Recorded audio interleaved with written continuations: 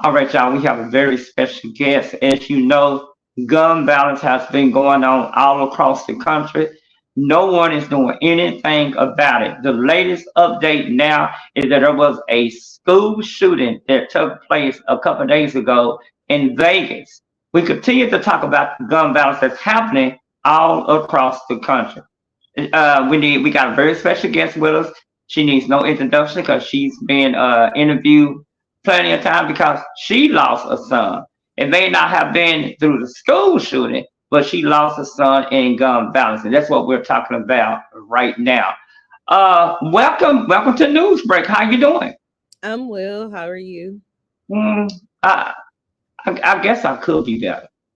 Mhm. First of all, I want you to introduce yourself and talk to the people about your story, about what happened to you. Okay, I'm Precious Jones.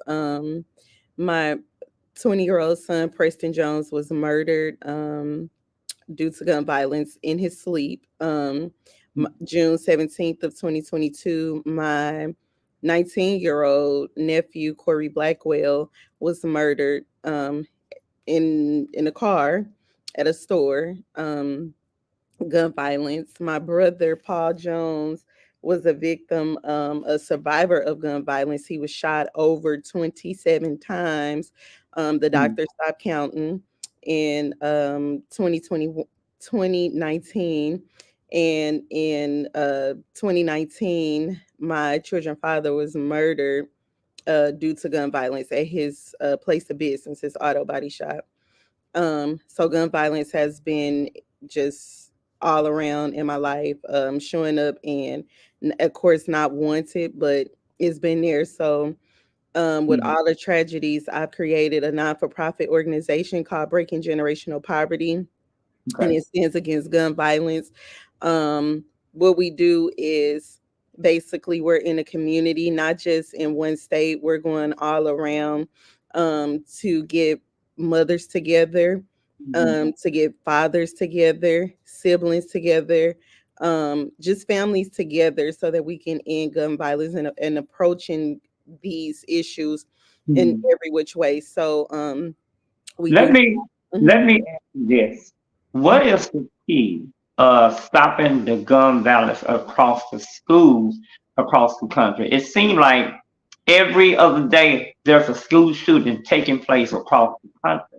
The president wants a tougher bill to be out there, but it seems like the Republicans are saying, no, you're taking the rights away from us. You're taking our guns away. But what is the solution of trying to get the guns out of the schools? The first step, for the first thing that I believe, is for everybody to see that we are in a pandemic and an epidemic with gun violence. This isn't a state of emergency. And I feel that until everyone understands that, we're going to keep on tuggling this back and forth while innocent children are dying because Mhm. people are not understanding. So, if it hasn't come to their house or into their home, they won't understand it. And sad to say, but until it affects them directly in their home, then they'll understand what parents like myself and other parents parents that sent their kids to school to learn, Mhm. and the kids didn't come back. We are in a epidemic and a pandemic. Talk, talk to us about what's going on through your head when you heard about Vegas shooting.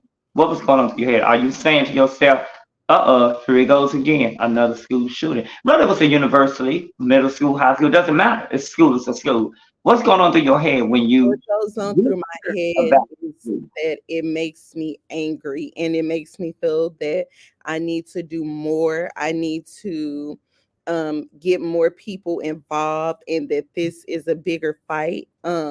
And I'm determined to make a huge impact in ending gun violence. Um, Mhm. when I see a mass shooting or any shooting, it breaks my heart for the people, the victims' families, leaving out the door, going to go do their regular, daily activities, work, school, exercise, whatever it is that they're going to go do, and, not coming back home. That's not fair, and I just feel that it makes me angry, and it just, it gives me the urge to know that my work is nowhere near complete, that this is just the beginning, and that I have Mhm. to put my all, like I've been doing, into this work and into this mission. Because again, we are in a pandemic and an epidemic and a crisis with gun violence. You do talk about this is a state of emergency. Hmm. Most people will say this is not a state of emergency. But as a parent, for you, what make you say it's a state of emergency? I mean, because I agree, it's been a state of emergency. But for you, why do you say it's a state of emergency? It is a state of emergency anytime that we cannot control what's going on in our neighborhoods. It is a state of emergency anytime you have innocent children, innocent community members, innocent elderly people losing their lives every second to gun violence. It is a state of emergency when you have youth that are able to get machine guns, guns that are designed to be in our U.S. Army or navies, but they are roaming through our streets. It is a state of emergency where you are going into the hospitals because people are getting shot and killed, or shot and their bodies are all dismantled by high rifle machine guns, or all these explosives. That is a state of emergency, and no one has any control over, and it is out of hand. And again, we cannot get the legislators all together on board to see that this is not about color, this is not about gender, this is Mhm. strictly about what United States, what we are facing, and it's a crisis. Just like how COVID was a crisis, this Mhm. is a crisis. The same way that the world stuck together to get rid of COVID, it's the same thing that we need to do to get rid of the gun violence, or else we will have a few generations that will never make it to see an elderly age. I want to talk to you about this too. The president continued to talk about getting tougher bills, but I don't see no one doing anything about it. I see the president talking about it, but I don't see him doing anything about it. Let's also talk about with the war going on across the world, and United States is focusing on that. Some people may say something like, "Well, why is it that the United States not focusing on the gun balance? If the United States can spend billions and billions of dollars overseas to other countries, why they can't spend billions of dollars to stop the gun balance?" Exactly. I definitely agree with that. I definitely feel that the president, he needs to come to some of these areas and spend a week in some of these areas that's very high with gun violence, these Mhm. poverty areas. Come and spend a week without all of your security and your entire entourage, and spend a week as a regular citizen, and then you will see why we are crying out for help. The Republicans that feel that this is not a crisis, come to the areas for a week and stay in those areas for a week without Mhm. all of your entourage and security, and then you will understand the cry of the families that is saying that we need help. A lot of people don't have the resources or funds to go out into their homes in the suburban areas or Mhm. the country where you can go hunting, and where these guns are, where you can use these guns. We are in city limit streets where there is Mhm. no deers, there are no fields to hunt. Why do we need all of this artillery?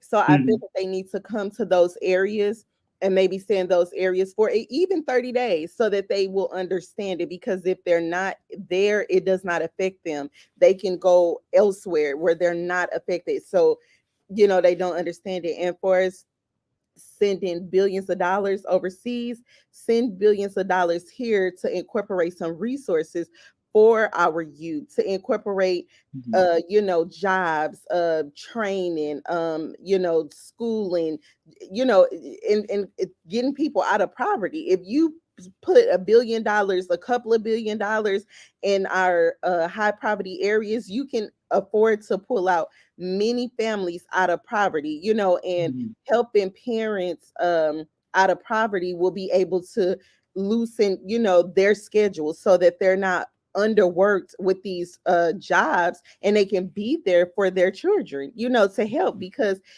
parents need help. They're over, a lot of parents are overworked, underpaid.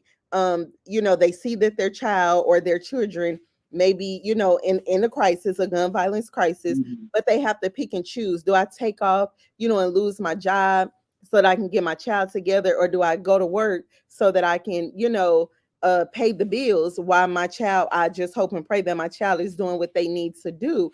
I posed the law that I believe that they should be, that parents, caretakers, and guardians, there should be a leave, a paid protected leave, a paid protected job leave that will allow parents or caretakers or guardians to take off and their job be protected when their kid is in, any type of gun violence crisis. So that way that parent can do what they need to do to get the kid the help that they need to get. Because right now everything is just out of whack. Is and it starts at home. Right, right. But I tell you what, thank you so much for taking out your time talking to us here at Channel 49 News Break. You can check out the full, if you can get a chance to check out the interview, you definitely can check out the full interview on YouTube. There's going to be a link down on the bottom and where you can check out the full interview. Again, thank you so much for taking out your busy schedule and talking to us. We'll have a lot more coming up right here. You tune in to Daily News Break where we have stories that no one else talk about. Thank you. Thank you.